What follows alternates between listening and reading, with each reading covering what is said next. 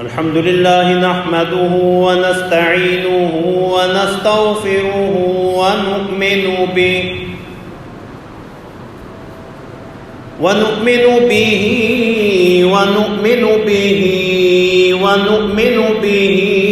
ونتوكل عليه ونعوذ بالله من شرور أنفسنا ومن سيئات أعمالنا من يهده الله فلا مضل له ومن يضلل فلا هادي له ونشهد أن لا إله إلا الله وحده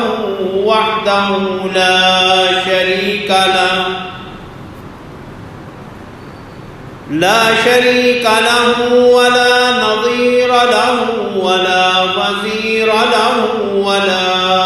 مشير له ولا مثل له ولا مثال له ولا مثيل له ولا عديل له ولا نديم له ولا ضد له ولا ند له ونشهد أن سيدنا وسندنا وحبيبنا وحبيب ربنا وطبيب قلوبنا وقرة أعيننا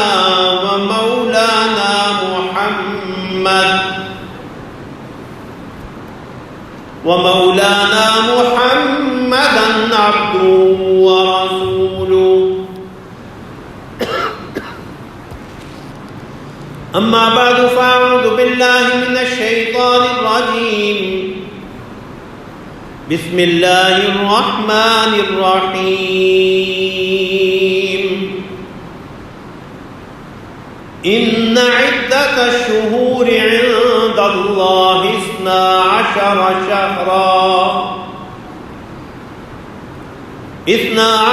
شهرا في كتاب الله يوم خلق السماوات والأرض منها 4 حرم ذلك الدين القيم فلا تظلموا فيهن أنفسكم صدق الله العظيم وصدق رسوله النبي الكريم ونحن على ذلك من الشاهدين والشاكرين والحمد لله رب العالمين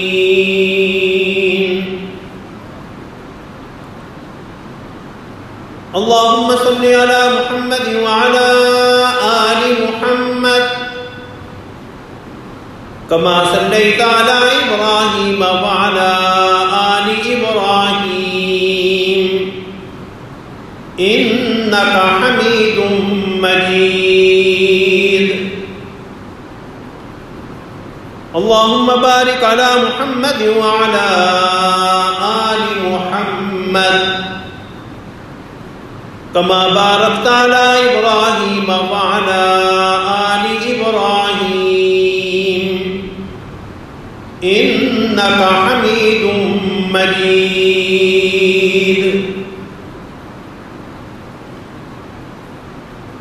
سبحانك لا علم لنا إلا ما علمتنا إنك أنت العليم الحكيم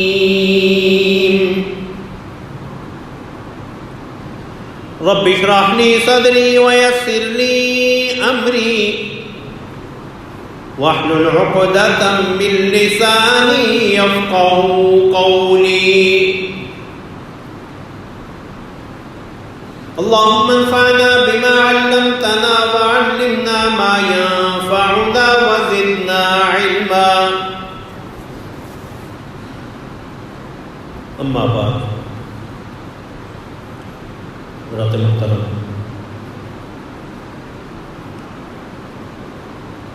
ہجری سال کا آخری مہینہ اور آخری ایام چل رہے ہیں، اور 2 دنوں بعد انشاءاللہ نیا اسلامی سال محرم الحرام سے شروع ہو رہا ہے۔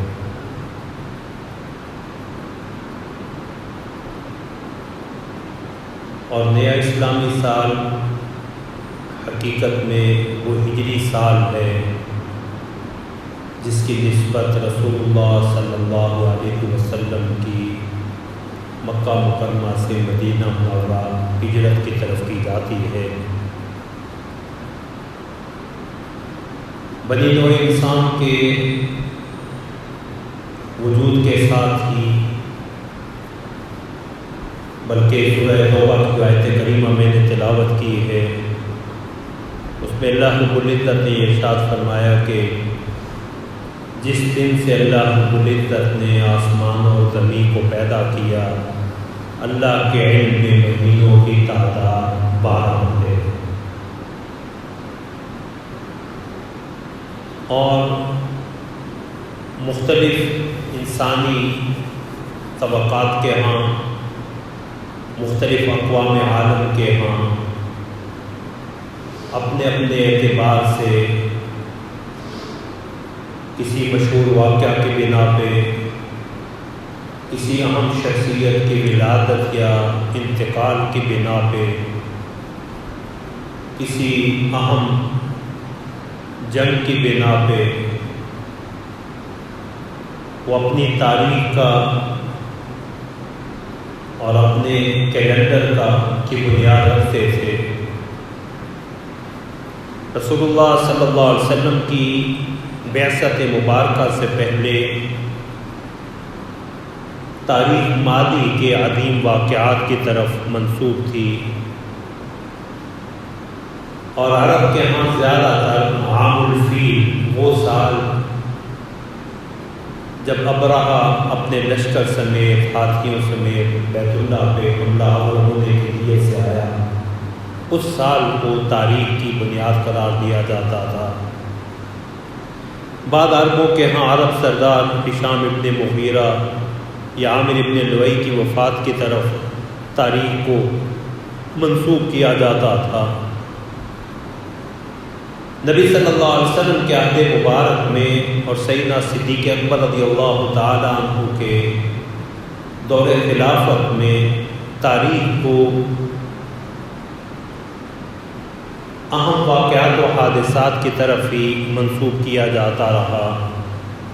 سنۃ الاذن، وہ سال جس سال رسول اللہ صلی اللہ علیہ وسلم کو یا حضرات صحابہ کو جہاد کی اجازت ملی۔ سنۃ الامر،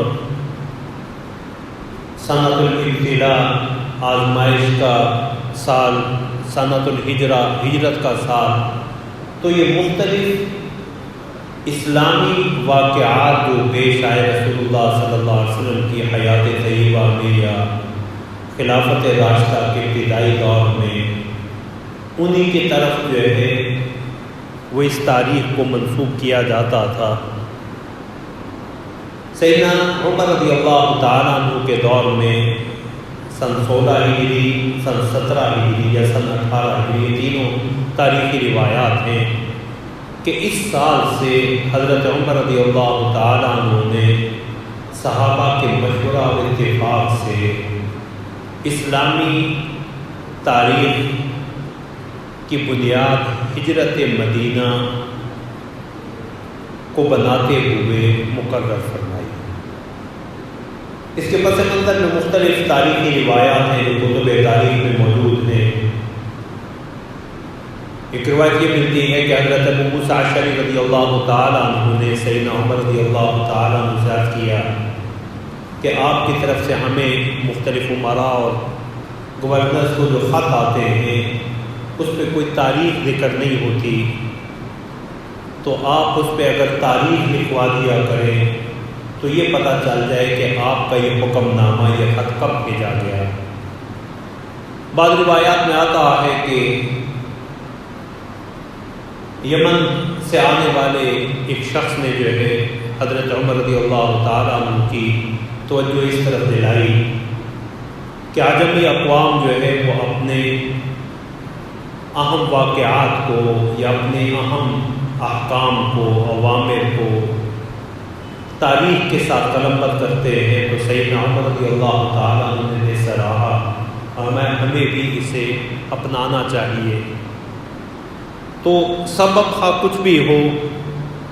سیدنا عمر رضی اللہ تعالیٰ عنہ کے دور میں اس بات پہ اتفاق ہوا کہ مسلمانوں کو بھی کسی متفقہ تاریخ کو بنیاد بناتے ہوئے اپنانا چاہیے۔ اب حضرات صحابہ سے جو مشورہ ہوا اس میں چند اہم آراء سامنے آئیں کہ کس چیز کو اسلامی تاریخ کی بنیاد قرار دیا جائے۔ بعض صحابہ کا مشورہ یہ تھا کہ رسول اللہ صلی اللہ علیہ وسلم کی ولادت کو بنیاد بنا دیا جائے۔ بعض صحابہ کرام کا مشورہ بعثت نبوی تھا، رسول اللہ صلی اللہ علیہ وسلم کی بعثت اور آپ کی بطور رسول اللہ نے آپ کو جب نبی اور رسول بنانے کا اعلان فرمانے کا حکم دیا اس کو بنیاد بنایا جائے۔ بعض نے ہجرت مدینہ کو بنیاد بنانے کی رائے دی، اور ایک رائے جو ہے وہ رسول اللہ صلی اللہ علیہ وسلم کی وفات کی رائے بھی سامنے آئی کہ رسول اللہ صلی اللہ علیہ وسلم کی وفات کو اسلامی تاریخی سال کی بنیاد قرار دیا جائے۔ ان میں پہلی دو چیزوں کے وقت کے تعین میں اختلاف کا اندیشہ تھا کہ رسول اللہ صلی اللہ علیہ وسلم کی ولادت کے حوالے سے اور آپ کی بعثت کے حوالے سے، اور پھر ولادت باسعادت کو تاریخ کا نقطۂ آغاز قرار دینے میں نصارہ سے مشابہت بھی لازم آتی تھی، تو اس لیے اس پہ اتفاق نہیں ہو سکا۔ نبی صلی اللہ علیہ وسلم کی وفات کو اس لیے بنیاد نہیں بنایا گیا کہ اس سے ہر برس ہر سال نبی صلی اللہ علیہ وسلم کے فراق اور دنیا سے تشریف لے جانے کا غم جو ہے وہ تازہ ہوتا۔ تو حضرت علی رضی اللہ تعالیٰ عنہ کا مشورہ بھی یہی تھا، اور حضرت عمر رضی اللہ تعالیٰ عنہ کا مشورہ بھی، اور اسی پہ حضرات صحابہ کی اکثریت نے اتفاق کیا کہ رسول اللہ صلی اللہ علیہ وسلم کی مکہ مکرمہ سے مدینہ منورہ ہجرت کو اسلامی تاریخی سال کی بنیاد قرار دیا جائے۔ اب ہجرت مدینہ کو بنیاد قرار دینے پہ جب اتفاق رائے ہوا، اور اس کی وجہ خود حضرت علی رضی اللہ تعالیٰ عنہ اور حضرت عمر رضی اللہ تعالیٰ عنہ دونوں سے مروی ہے کہ ہجرت سے حق و باطل میں فرق ہوا۔ فرقت بین الحق والباطل، یا حضرت عمر کے دوسرے قول میں فرق بین الحق والباطل، کہ رسول اللہ صلی اللہ علیہ وسلم کی ہجرت مدینہ حق و باطل میں تفریق کی بنیاد بنی ہے، کہ اس دن حق و باطل کا فرق واضح ہوا، اور اسی ہجرت کے بعد ہی شاعر اسلام جمعہ اور عیدین جو ہے وہ علن اعلان جو ہے وہ ادا کیے گئے، اور یہی ہجرت جو ہے وہ مدینہ منورہ میں اسلامی سلطنت کے قیام کی بنیاد بھی بنی۔ جب اس بات پہ اتفاق ہو گیا کہ رسول اللہ صلی اللہ علیہ وسلم کی ہجرت کو اسلامی تاریخی سال کی بنیاد قرار دیا جائے، تو دوسرا سوال یہ کھڑا ہوا کہ سال کا ابتدائی مہینہ کون سا مقرر کیا جائے۔ یہاں بھی حضرات صحابہ کی مختلف تجاویز سامنے آئیں۔ بعض نے رجب کا مہینہ جو ہے اسے بنیاد بنانے کی رائے دی کہ یہ حرمت والے مہینوں میں سے بھی ہے، چار جو حرمت والے مہینے ہیں رجب، ذوالقعدہ، ذوالحجہ اور محرم۔ اور دوسرا زمانہ جاہلیت میں بھی اس مہینے کی بڑی تعظیم کی جاتی تھی۔ دوسری رائے رمضان المبارک کے حوالے سے سامنے آئی کہ یہ نزول قرآن کا مہینہ ہے، روزوں کی فرضیت کا مہینہ ہے، لہذا اسے پہلا مہینہ قرار دیا جائے۔ تیسری رائے جو ہے وہ محرم الحرام کے حوالے سے سامنے آئی کہ محرم کو جو حرمت والے 4 مہینوں میں سے بھی ایک ہے، اسے اسلامی تاریخی سال کا پہلا مہینہ قرار دیا جائے۔ اب سوال یہ پیدا ہوتا ہے کہ ہجرت تو رسول اللہ صلی اللہ علیہ وسلم نے ربیع الاول میں آپ مدینہ منورہ تشریف لائے، تو ربیع الاول کو بنیاد بنانے کی بجائے محرم کو بنیاد کیوں بنایا گیا؟ اس کی وجہ یہ ہے کہ رسول اللہ صلی اللہ علیہ وسلم نے بیعت عقبہ ثانیہ، جب حج کے موقع پہ انصار کے وفد سے رسول اللہ صلی اللہ علیہ وسلم کی ملاقات ہوئی اور انہوں نے رسول اللہ صلی اللہ علیہ وسلم کو مدینہ منورہ آنے کی دعوت دی، تو یہ ذوالحج کا مہینہ تھا، اور اس دعوت کے بعد پہلا چاند جو طلوع ہوا ہے وہ محرم کا چاند تھا، اور محرم میں رسول اللہ صلی اللہ علیہ وسلم اور حضرات صحابہ نے ہجرت کا عزم جو ہے وہ ظاہر کر دیا تھا، اور سفر میں عملی طور پہ جو ہے وہ ہجرت کے سفر کا آغاز ہوا، اور رسول اللہ صلی اللہ علیہ وسلم جو ہے وہ ربیع الاول میں جو ہے وہ مدینہ منورہ پہنچے، اور یہاں حضرات صحابہ کے قرآن کریم پہ ان کے گہری نظر کا بھی پتہ چلتا ہے کہ ہجرت کو بنیاد بنانے میں حضرات صحابہ کے پیش نظر وہ قرآنی آیت تھی جس میں اسلامی تاریخی سال کی ہجرت کے بنیاد ہونے کا ایک واضح اشارہ ملتا ہے کہ اللہ رب العزت نے فرمایا لمسجد اسس علی التقوی من اول یوم احق ان تقوم فیہ، کہ وہ مسجد جس کی بنیاد پہلے دن سے ہی تقوی پہ رکھی گئی ہے وہ اس چیز کی زیادہ حقدار ہے کہ آپ اس میں قیام فرمائیں۔ اور وہ پہلا دن جو تھا پہلے دن سے ہی، وہ پہلا دن رسول اللہ صلی اللہ علیہ وسلم کے مدینہ منورہ پہنچنے کا دن تھا، تو حضرات صحابہ نے اس آیت کریمہ کی بنا پہ ہجرت کو بنیاد بنایا، اور حضرت عثمان رضی اللہ تعالی عنہ نے محرم کو سال کا پہلا مہینہ جو ہے وہ قرار دینے کا مشورہ دیا، اور اس کی 3 جو ہے وہ وجہ بیان فرمائی، 3 دلائل اس کے لیے دیے۔ فرمایا پہلی وجہ تو یہ ہے کہ یہ حرمت والے مہینوں میں سے، جو 4 حرمت والے مہینے ان میں سے ایک ہے۔ دوسرا یہ کہ سال کے مہینے شمار کرتے ہوئے بالعموم سب سے پہلے اسے ذکر کیا جاتا ہے، اور تیسری وجہ یہ بتلائی کہ اسی ماہ میں حجاج کرام فریضہ حج ادا کرنے کے بعد وطن واپس جو ہے وہ لوٹتے ہیں۔ تو رسول اللہ صلی اللہ علیہ وسلم کی ہجرت کو حضرت عثمان رضی اللہ تعالیٰ عنہ کی اس رائے کے بنا پہ بنیاد بناتے ہوئے حضرت علی، حضرت عمر کے مشورہ اور صحابہ کے اتفاق کے رائے سے ہجرت مدینہ کو بنیاد بناتے ہوئے اسلامی ہجری سال کا تاریخ کا آغاز جو ہے وہ محرم کے مہینے سے کیے جانے پہ اتفاق ہوا، اور اس کی وجہ حضرات صحابہ کے پیش نظر چند دیگر باتیں بھی تھیں کہ قرآن کریم نے والفجر جو قسم اٹھائی ہے، فجر کی قسم، تو حضرت عبداللہ بن عباس رضی اللہ تعالیٰ عنہ فرماتے ہیں اس سے ماہ محرم الحرام کی فجر مراد ہے، یعنی سال کی پہلی فجر کی اللہ نے چونکہ قسم اٹھائی ہے۔ اور حافظ ابن حجر رحمۃ اللہ علیہ نے لکھا ہے کہ اس میں حضرات صحابہ کے پیش نظر یہ بات بھی تھی کہ اسلامی ہجری سال کا آغاز بھی حرمت والے مہینے سے ہو، اختتام بھی حرمت والے مہینے سے، اور درمیان میں بھی حرمت والا مہینہ ہے۔ اب محرم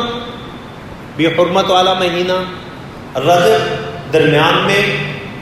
7واں مہینہ، اور آخری 2 مہینے بھی حرمت والے اکٹھے ہو گئے۔ اور حافظ ابن حجر رحمۃ اللہ علیہ نے لکھا ہے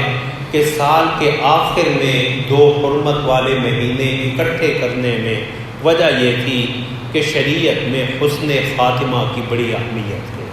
اچھے خاتمہ کی۔ تو اس میں اشارہ اس بات کی طرف تھا کہ اسلامی تاریخ کا آغاز بھی حرمت اور عظمت والے مہینوں سے ہو، اور اس کے اختتام پہ بھی 2 حرمت والے مہینے اکٹھے آ جائیں، اور اسلامی ہجری سال کے تاریخ کے درمیان میں بھی حرمت والا مہینہ آ جائے۔ اب یہاں چند چیزیں ان کی طرف توجہ دینے کی ضرورت ہے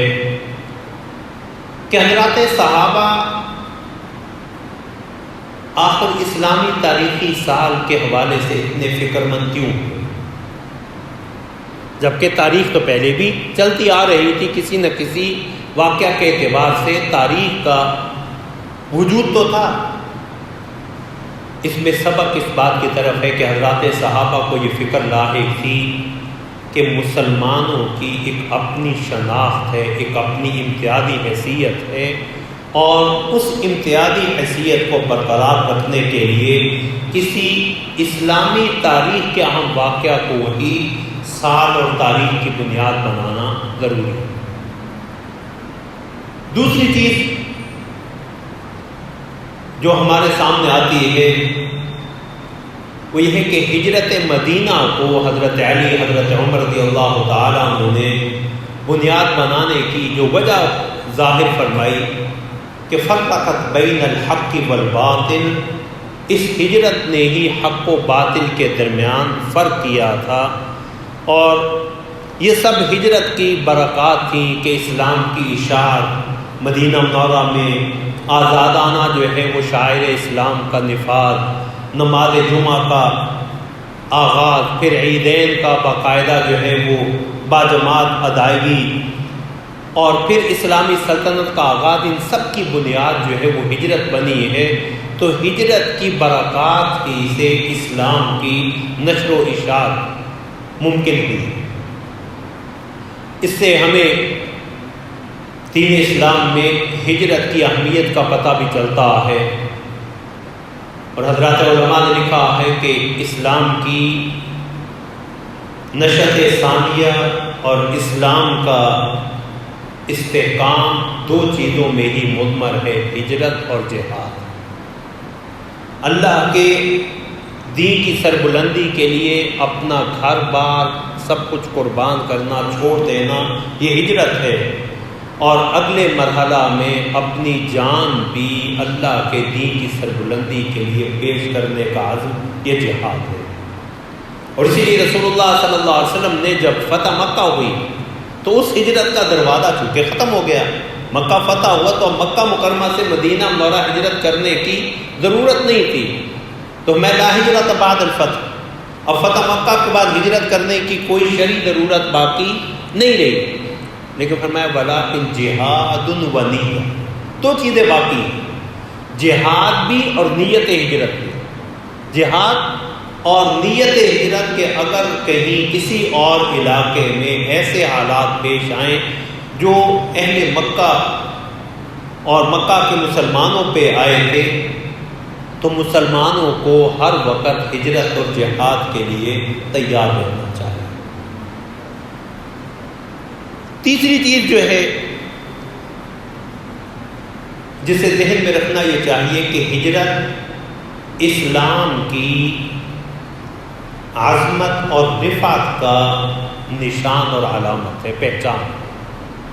اور ہجرت کا آغاز یا عزم ہجرت، ہجرت کا ارادہ ہوا ہے محرم میں، تو محرم ہمیں رسول اللہ صلی اللہ علیہ وسلم کی مکہ مکرمہ سے مدینہ منورہ ہجرت اور اسلام کی نشر و اشاعت اور اسلام کی رفعت اور بلندی کی یاد دلاتا ہے، نہ کہ معاذ اللہ جو ہمارے ہاں ایک عام تصور بن چکا ہے کہ محرم کو ہم غم کا مہینہ یا معاذ اللہ کوئی منحوس مہینہ قرار دینا شروع کر دیتے. تو محرم کی فضیلت جو ہے وہ اللہ رب العزت کے ہاں آسمان و زمین کی تخلیق کے وقت سے ہے کہ یہ حرمت والے 4 مہینوں میں سے ہے، اور پھر اسلامی تاریخ کے پہلے مہینہ ہونے کی بنا پہ بھی اس کی اہمیت ہے. یہ الگ بات ہے کہ محرم کے مہینہ میں جہاں اور بہت سے تاریخی واقعات پیش آئے ہیں، ان میں حضرت عمر رضی اللہ تعالیٰ عنہ کی شہادت بھی 1 محرم کو، اور سیدنا حسین بن علی رضی اللہ تعالیٰ عنہ کی شہادت 10 کربلا کو. حضرت عمر رضی اللہ تعالیٰ عنہ کی شہادت کے حوالے سے بھی یہ بات ذہن میں رکھیں کہ حضرت عمر رضی اللہ تعالیٰ عنہ پہ 27 یا 28 ذوالحج کو حملہ ہوا، اور 3 دن جو ہے وہ حضرت عمر زخمی رہے ہیں. 1 محرم کو کیونکہ اسلامی تاریخ کا آغاز غروب آفتاب سے ہو جاتا ہے، غروب آفتاب کے وقت تاریخ جو ہے وہ بدل جاتی ہے، تو حضرت عمر رضی اللہ تعالیٰ عنہ کا جنازہ جو ہے وفات آپ کی محرم کا چاند نکلنے کے بعد آپ کی شہادت ہوئی، اور آپ کا جنازہ 1 محرم کو ادا کیا گیا. اس لیے حضرت عمر رضی اللہ تعالیٰ عنہ کی یوم شہادت جو ہے وہ 1 محرم جو ہے وہ ذکر کیا جاتا ہے. حضرت حسین رضی اللہ تعالیٰ عنہ کی شہادت اسلامی تاریخ کا ایک اہم واقعہ ہے، لیکن محرم الحرام کی فضیلت اور عظمت جو ہے وہ ان واقعات سے پہلے کی، اور نہ ہی حضرت حسین رضی اللہ تعالیٰ عنہ کی شہادت جو ہے وہ ہمیں یہ سبق دیتی ہے کہ ہم مایوسی اپنے اوپر طاری کر لیں، امت میں جو ہے افتراق کا، انتشار کا سبب بنے، بلکہ یہ تو ہمیں شہادت کا سبق دیتی ہے. جو میں نے 2 بنیادیں آپ کو ذکر کی، ہجرت اور جہاد. اور شہادت فضیلت کی بات ہے، اور جو چیز فضیلت کا اور اللہ کے ہاں اجر و ثواب کا باعث ہو، اس پہ غم کا اظہار نہیں کیا جاتا، بلکہ اس پہ تو خوشی اور اس کی طلب کا اظہار کیا جاتا. یہ وجہ ہے کہ رسول اللہ صلی اللہ علیہ وسلم نے فرمایا میری خواہش یہ ہے کہ میں اللہ کی راہ میں مارا جاؤں، شہید کیا جاؤں، پھر مجھے زندہ کیا جائے، پھر میں اللہ کی راہ میں مارا جاؤں، پھر مجھے اللہ رب العزت جو ہے وہ زندگی دے، پھر میں دوبارہ اللہ کی راہ میں شہید کیا جاؤں. تو شہادت تو مسلمان کا، مومن کا مقصود و مطلوب ہے، نہ کہ شہادت جو ہے وہ اس پہ کسی حسرت اور ندامت کا اظہار ہونا چاہیے. اور اگر شہادت کو محرم کی فضیلت کی وجہ قرار دے بھی دیا جائے تو اسلامی تاریخ تو شہادتوں سے بھری پڑی ہے. شہدائے بدر، شہدائے احد، حضرت حمزہ کی شہادت جس کا رسول اللہ صلی اللہ علیہ وسلم نے اس قدر اثر لیا. کتب تاریخ میں آتا ہے کہ جب غزوہ احد میں 70 صحابہ کرام جو ہے وہ غالباً شہید ہوئے، ہر گھر میں تقریباً میت پڑی ہے، اور حضرت حمزہ رضی اللہ تعالیٰ عنہ کیونکہ مہاجر تھے، پیغمبر صلی اللہ علیہ وسلم کی زبان سے یہ جملہ نکل گیا کہ میرے چچا کو رونے والا بھی کوئی نہیں. اب حضرات صحابہ کی محبت دیکھیں، انصاری صحابہ نے اپنے گھروں میں جا کے کہا جاؤ پہلے پیغمبر کے گھر، پیغمبر سے پیغمبر کے چچا کی وفات پہ تعزیت کرو، اپنی میتیں پھر سنبھالیں گے. اور رسول اللہ صلی اللہ علیہ وسلم پہ اس کا اتنا اثر کہ حضرت وحشی بن حرب جب انہوں نے اسلام قبول کیا تو رسول اللہ صلی اللہ علیہ وسلم نے ان کے اسلام کو تو قبول کیا، لیکن اس خواہش کا اظہار کیا کہ وحشی میرے سامنے نہ بیٹھا کرو، مجھے اپنے چچا کی شہادت یاد آتی ہے، وہ چچا کی شہادت کا زخم میرا ہرا ہو جاتا ہے. تو اگر شہادت کو بنیاد بنایا جائے تو اسلامی تاریخ تو شہادتوں سے بھری پڑی ہے. تو محرم جو ہے یہ اسلام کی رفعت کا، عظمت کا، اسلام کے اتفاق و اتحاد کا، مسلمانوں کے باہمی اتفاق و اتحاد کا سبب ہونا چاہیے، نہ کہ امت میں انتشار اور افتراق کا۔ مجھے یہاں مجدد الفسانی رحمۃ اللہ علیہ کا جملہ یاد آیا، فرمایا کرتے تھے کہ اہل بیت کی محبت ایمان کی حفاظت کا ذریعہ اور حسن خاتمہ کا سبب، لیکن یہ بات ذہن میں رہے کہ شہادت نعمت ہے، مصیبت نہیں۔ اس لیے اس مہینہ کو جو ہے وہ اسلام کی رفعت اور عظمت کے مہینے پہ اور ایک اسلام کی نشأت ثانیہ کے عزم نو کی حیثیت سے اس کا آغاز کیا جانا چاہیے، نہ کہ امت میں انتشار، افتراق اور مایوسی پھیلا کے اس مہینے کا اور اس سال کا آغاز کیا جانا چاہیے۔ رسول اللہ صلی اللہ علیہ وسلم کی چند اہم سنت اختصار کے ساتھ میں ذکر کر دیتا ہوں۔ پہلی چیز تو یہ ہے کہ چونکہ بہت سے شرعی احکام ان کی بنیاد یہ ہجری سال ہے، اس لیے چاند دیکھنے کا اہتمام یہ رسول اللہ صلی اللہ علیہ وسلم کی سنت مبارکہ۔ یسألونک عن الأہلہ قل ہی مواقیت للناس والحج، یہ لوگ آپ سے ہلال نئے چاند کے بارے میں پوچھتے ہیں، تو فرمایا یہ لوگوں کے لیے وقت کی پابندی کا، وقت کی تعیین کا ذریعہ بھی یہ ہے، اور لوگوں کے حج کی تعیین بھی، کہ محرم کے آغاز کا پتہ چلے گا تو اگلے مہینوں کے آغاز و اختتام کا، اور رمضان کے مہینے کی تعیین، حج کے مہینے کی تعیین، یہ ساری کی ساری اس کی بنیاد جو ہے وہ چاند پہ۔ اس لیے رسول اللہ صلی اللہ علیہ وسلم کی سنت مبارکہ ہے کہ رسول اللہ صلی اللہ علیہ وسلم ہر مہینے کے چاند دیکھنے کا اہتمام فرماتے ہیں۔ اب چونکہ جدید ذرائع آ چکے ہیں، تو اگر اس سنت کو نہ بھی عملی طور پہ اس طور پہ بنایا جا سکے، تو جب چاند کا علم ہو کہ چاند طلوع ہو چکا ہے، تو رسول اللہ صلی اللہ علیہ وسلم کی مسنون دعا کا ضرور اہتمام کرنا چاہیے کہ اللہم احلہ علینا بالیمن والایمان والسلامۃ والاسلام ہلال خیر ورشد، اور ربی وربک اللہ، اور بعض روایت میں ہلال خیر ورشد، کہ اللہ اس چاند کو برکت کے ساتھ، ایمان کے ساتھ، اسلام کے ساتھ، سلامتی کے ساتھ ہمارے اوپر طلوع فرما۔ اور پھر چاند کو مخاطب کرتے ہوئے ربی و ربک اللہ، میرا رب بھی تیرا رب بھی اللہ ہے، تیرا طلوع و غروب بھی اللہ کے حکم کا پابند ہے، اور میں بھی اللہ کے حکم کا پابند ہوں۔ اور ہلال خیر و رشد، میں رسول کہ یہ خیر و برکت کا چاند ہے۔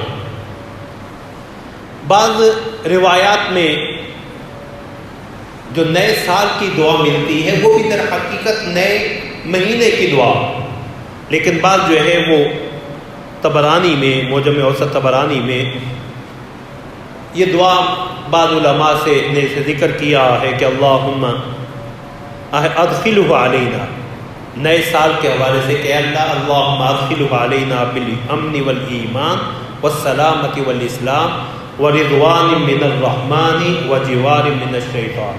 کہ اللہ اس نئے سال کو امن و امان کے ساتھ، ایمان کے ساتھ، سلامتی کے ساتھ، اسلام کے ساتھ، اور اپنی رضا، رحمان کی خوشنودی اور شیطان سے حفاظت کے ساتھ اس سال کو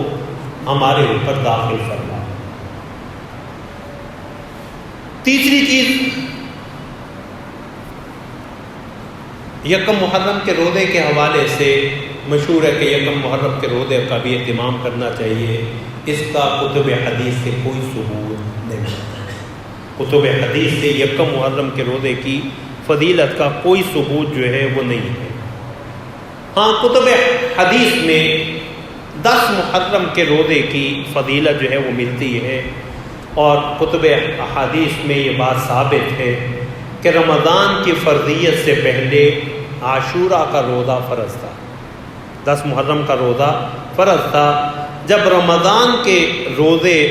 فرض قرار دیے گئے تو یہ حکم منسوخ ہو گیا، لیکن اس کی نفلی حیثیت برقرار رکھی گئی۔ اگر کوئی رکھنا چاہے تو رسول اللہ صلی اللہ علیہ وسلم نے اس کی ترغیب دی صحیح مسلم کے حدیث میں کہ مجھے اللہ کے ہاں امید یہ ہے کہ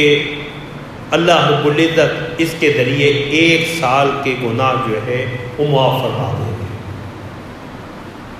حضرت ابو ہریرہ رضی اللہ تعالیٰ عنہ کی حدیث ہے صحیح مسلم ہی کی کہ افضل الصیام بعد رمضان شہر اللہ محرم، کہ رمضان کے بعد سب سے افضل روزے جو ہے وہ محرم کے روزے، وافضل الصلاۃ بعد الفریضۃ صلاۃ اللیل، اور فرض نمازوں کے بعد افضل ترین نماز جو ہے وہ قیام اللیل ہے، تہجد کی نماز ہے۔ اور ایک روایت میں الصلاۃ فی جوف اللیل، رات کے آخری جو ہے وہ پہر میں نماز پڑھنا۔ سید عائشہ رضی اللہ تعالیٰ عنہ کی حدیث صحیح بخاری اور صحیح مسلم کی ہے کہ یوم عاشوراء کو قریش بھی رکھا کرتے تھے، رسول اللہ صلی اللہ علیہ وسلم نے بھی اسے آغاز اسلام میں جب تک مکہ مکرمہ رہے رکھتے رہے۔ جب مدینہ منورہ آئے رسول اللہ صلی اللہ علیہ وسلم نے اس دن کا روزہ رکھا بھی اور اس کے روزے کا حکم بھی دیا، لیکن جب رمضان کی فرضیت سن 2 ہجری میں ہوئی ہے تو رسول اللہ صلی اللہ علیہ وسلم نے اس کی فرضیت کو منسوخ کر دیا، اور میں جو اب فمن شاء صام ومن شاء ترک، اب 10 محرم کا اس نفلی روزے کو جو چاہے رکھ لے، جو چاہے چھوڑ دے۔ اور حضرت جابر بن سمرہ رضی اللہ تعالیٰ عنہ کی حدیث صحیح مسلم ہی کی ہے کہ رسول اللہ صلی اللہ علیہ وسلم ہمیں 10 محرم کے روزے کا حکم دیتے تھے، اس کی ترغیب دیتے تھے، اور ہم سے اس بارے میں بعض پرس بھی کرتے تھے کہ تم نے اس دن کا روزہ رکھا ہے یا نہیں۔ اور حضرت ابو قتادہ رضی اللہ تعالیٰ عنہ کی حدیث میں رسول اللہ صلی اللہ علیہ وسلم سے جب 10 محرم کے روزے کے بارے میں پوچھا گیا تو میں یکفر السنہ الماضیہ، یہ 1 سال کے گناہوں کا کفارہ بنتا ہے۔ اور یہ بات بارہا بیان ہو چکی ہے کہ جہاں بھی احادیث میں کسی عمل پہ گناہوں کے کفارہ کا ذکر آتا ہے اس سے مراد صغیرہ گناہ ہیں، کبیرہ گناہ چھوڑے بغیر اور سچی توبہ کے بغیر معاف نہیں ہوتے۔ اور اسی طرح حقوق العباد جو ہے جب تک بندوں سے اس کی معافی نہ لی جائے وہ معاف نہیں ہوتے۔ اور حضرت عبداللہ بن عباس رضی اللہ تعالیٰ عنہ کی حدیث ہے کہ رسول اللہ صلی اللہ علیہ وسلم جب مدینہ منورہ آئے تو یہود کو بھی یہاں 10 محرم کا روزہ رکھتے ہوئے پائے، تو اس کا سبب جب دریافت کیا تو بتایا گیا کہ اس دن حضرت موسیٰ علیہ السلام کو اور بنی اسرائیل کو فرعون کے مظالم سے نجات ملی اور فرعون اور آل فرعون کو غرق کیا گیا، تو رسول اللہ صلی اللہ علیہ وسلم نے فرمایا کہ ہم اس کے ان سے زیادہ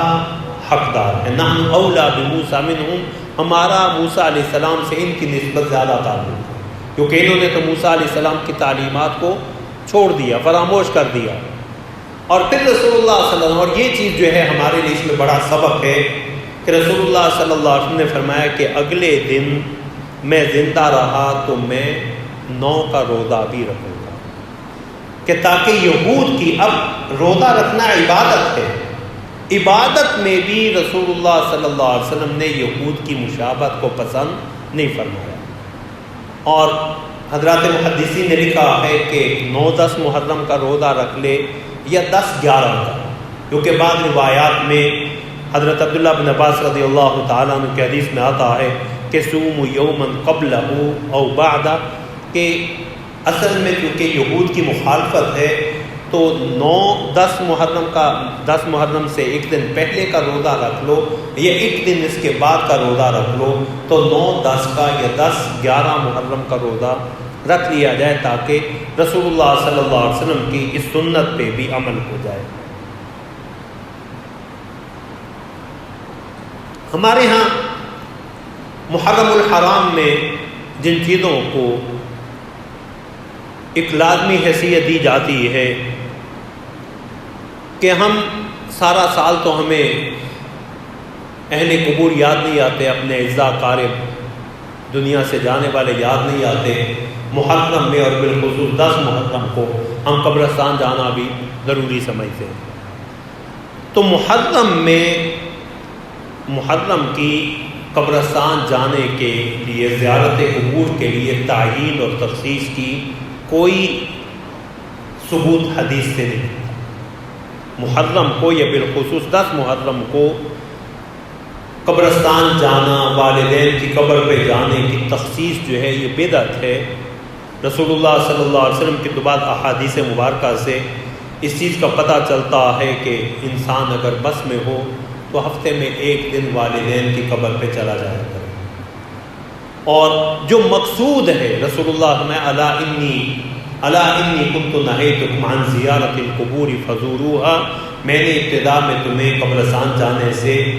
زیارت قبور سے روکا تھا، لیکن اب تم قبرستان جایا کرو۔ اور وجہ اس کی یہ بتلائی فإنها تذکر الآخرہ، کیونکہ یہ آخرت کو یاد دلاتی ہے۔ اور رسول اللہ صلی اللہ علیہ وسلم کی ایک حدیث سے جو ہے وہ پتہ چلتا ہے کہ جو مشکات کی حدیث ہے کہ جو شخص اگر بس میں ہو جمعہ کے دن یا ہفتہ میں کسی دن جو ہے وہ اپنے والدین یا ان میں سے کسی کی قبر پہ چلا جائے تو اللہ رب العزت جو ہے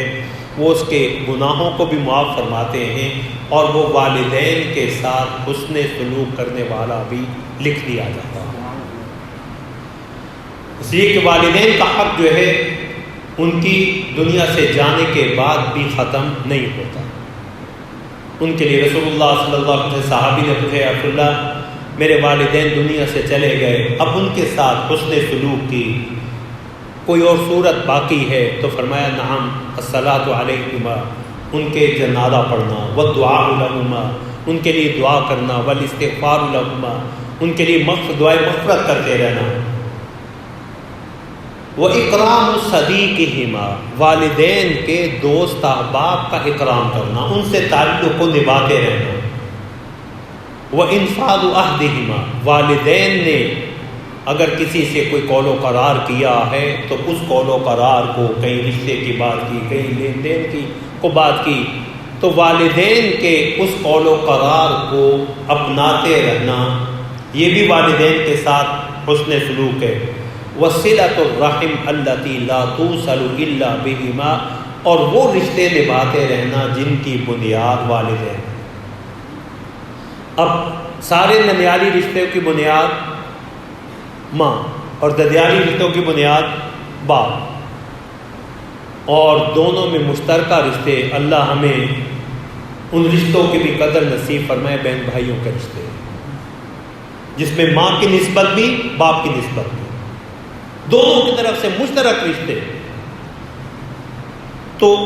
محرم میں قبرستان جانا، بالخصوص 10 محرم کو قبرستان جانا، اس کی تخصیص یہ بدعت ہے۔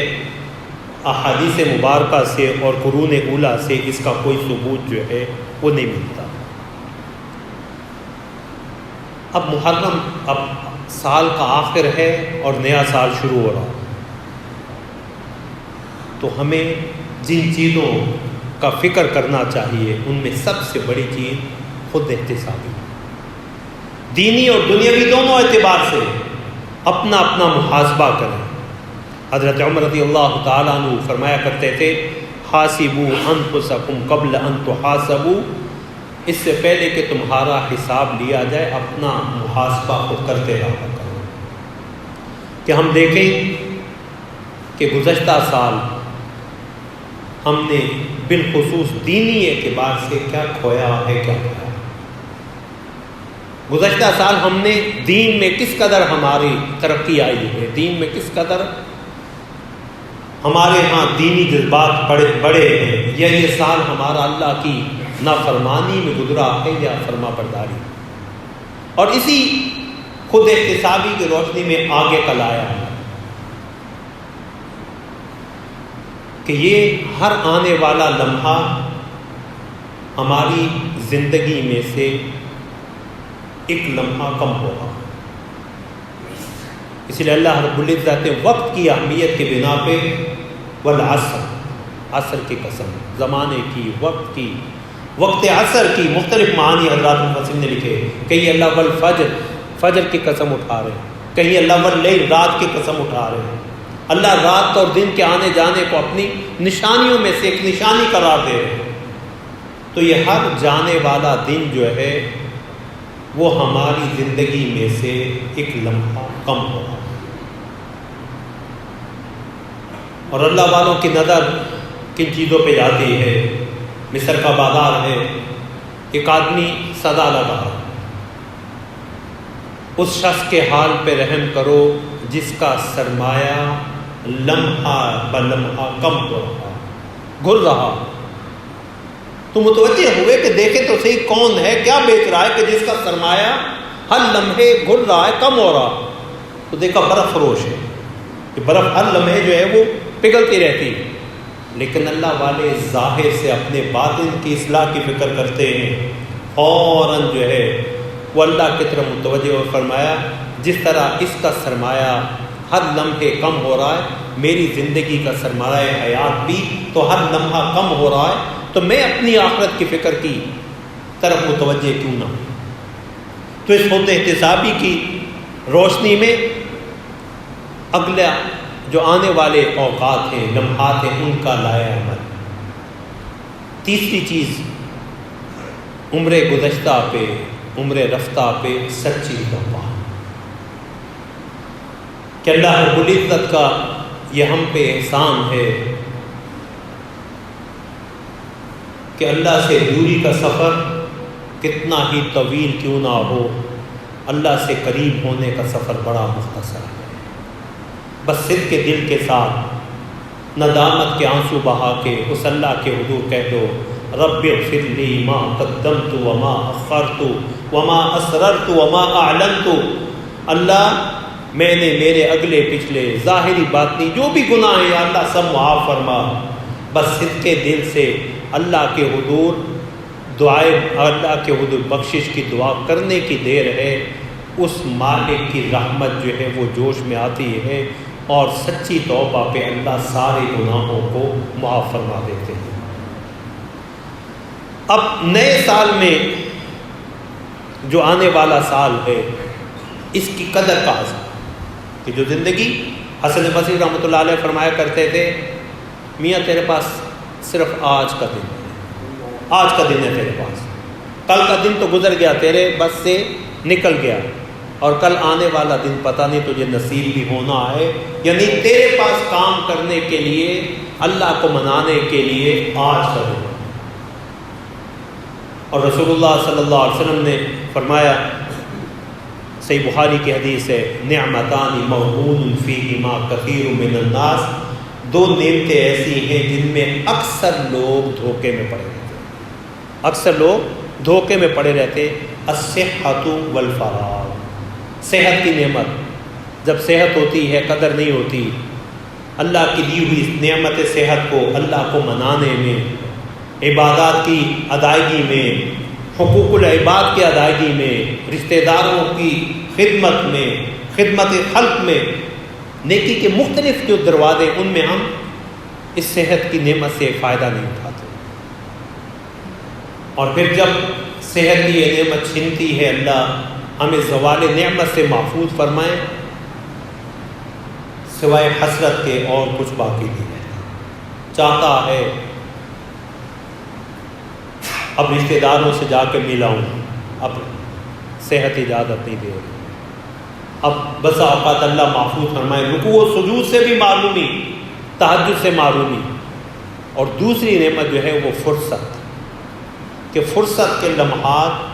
جب مشغولیت آ جاتی ہے، مصروفیت آ جاتی ہے، تو پھر انسان بہت سے کام کرنا چاہتا ہے لیکن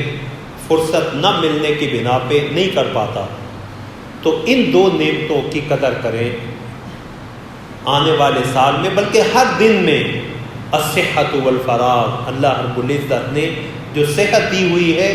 اس کی بھی، اور جو فرصت کے اوقات میسر ہیں انہیں اللہ کو ناراض کرنے میں نہ گزارے، اللہ کو راضی کرنے میں گزارے، ان ایام کو قیمتی بنانے کی، فرصت کے لمحات کو قیمتی بنانے کی فکر کریں۔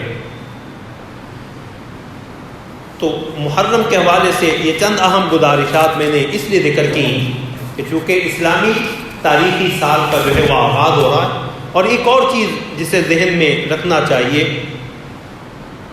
کہ ہمارے ہاں بالعموم ہمیں دسمبر ختم ہوگا تو اغیار کے پروپیگنڈا کی بنا پہ ہمیں نیو ایئر نائٹ بھی یاد آئے گی اور ہمیں یہ بھی پتہ ہوگا کہ نیا سال جو ہے وہ شروع ہو رہا ہے، لیکن اسلامی ہجری سال شروع ہونے کا بالعموم ہمیں پتہ ہی نہیں ہوتا۔ اور حضرات علماء نے لکھا ہے کہ قمری تاریخ کا یاد رکھنا فرض کفایہ ہے۔ جس طرح جنازہ فرض کفایہ کہ اگر کوئی بھی نہیں پڑھا سارے گناہ گار، تو قمری تاریخ کا یاد رکھنا یہ فرض کفایہ ہے، کیونکہ شریعت کے بہت سے احکام جو ہے وہ اس پہ منحصر ہے۔ سال کے آغاز پہ محرم کے آغاز کا پتہ چلے گا تو اگلے مہینوں کے آغاز و اختتام کا، اسی سے رمضان، اسی سے زکوٰۃ کا حساب، اسی سے جو ہے وہ فریضہ حج کی ادائیگی، یہ سارے احکام جو ہے اللہ رب العزت نے اسلامی تاریخی سال کے ساتھ جو ہے وہ وابستہ رکھے ہیں۔ اور ایک اور اہم گزارش جس کی طرح میں نے پہلے بھی اشارہ کیا کہ محرم ہمیں اسلام کی عظمت کی یاد دلاتا ہے، اس لیے یہ کوئی سوگ اور غم کا مہینہ نہیں، سوگ اور غم کا مہینہ نہیں ہے۔ امت کے لیے سب سے بڑا صدمہ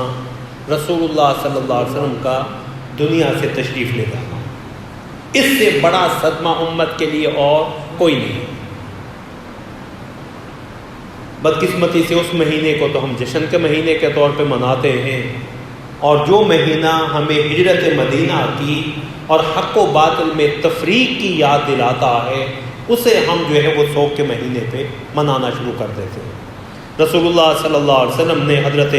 عبداللہ بن مسعود رضی اللہ تعالیٰ عنہ کی حدیث ہے صحیح بخاری کی، وَمَا لَيْسَ مِنَّا مَنْ ضَرَبَ الْخُدُودَ وَشَقَّ الْجُيُوبَ وَدَعَا بِدَعْوَى الْجَاهِلِيَّةِ، جو اپنے رخسار پیٹے، اپنے گریباں کو پھاڑے شک کرے اور زمانہ جاہلیت کے دعووں کی طرح جو ہے وہ نوحہ بین کرے، وہ ہم مسلمانوں میں سے نہیں ہیں۔ اور رسول اللہ صلی اللہ علیہ وسلم نے ابی داؤد کی حدیث ہے کہ ہم اہل سنت بھی بدقسمتی سے جو ہے وہ ان ایام کو مرثیہ اور نوحے سننے میں گزار دیتے۔ رسول اللہ صلی اللہ علیہ وسلم کا فرمان حضرت ابو سعید خدری رضی اللہ تعالیٰ عنہ کی حدیث ہے کہ لعن رسول اللہ صلی اللہ علیہ وسلم النائحۃ والمستمع، رسول اللہ نے نوحہ بین کرنے والی پہ بھی لعنت کی ہے اور سننے والی پہ بھی لعنت کی ہے۔ تو جہاں نوحہ بین کرنا حرام ہے وہاں اسے سننا بھی حرام ہے۔ اللہ اکبر۔ اور رسول اللہ صلی اللہ علیہ وسلم نے ابن ماجہ کی حدیث سے حضرت ابو اوفا رضی اللہ تعالیٰ عنہ کی کہ نہا رسول اللہ صلی اللہ علیہ وسلم عن المراسی، رسول اللہ صلی اللہ علیہ وسلم نے ان مرثیوں سے روکا۔ تو یہ مہینہ جو ہے وہ اسلام کی عظمت کی یاد دلاتا ہے، وہ ہجرت کی صورت میں ہو، شہادت عمر کی صورت میں ہو، شہادت حسین کی صورت میں ہو، یہ ساری چیزیں جو ہے وہ ہمیں اسلام کی عظمت کی یاد بھی دلاتے اور اسلام کی نشأت ثانیہ کے لیے اپنے کردار ادا کرنے کی طرف توجہ دلاتے، نہ کہ امت میں افتراق و انتشار اور امت میں مایوسی پھیلانے کی۔ اللہ رب العزت ہمیں عمل کی توفیق عطا فرمائے۔ وآخر دعوانا الحمدللہ رب العالمین۔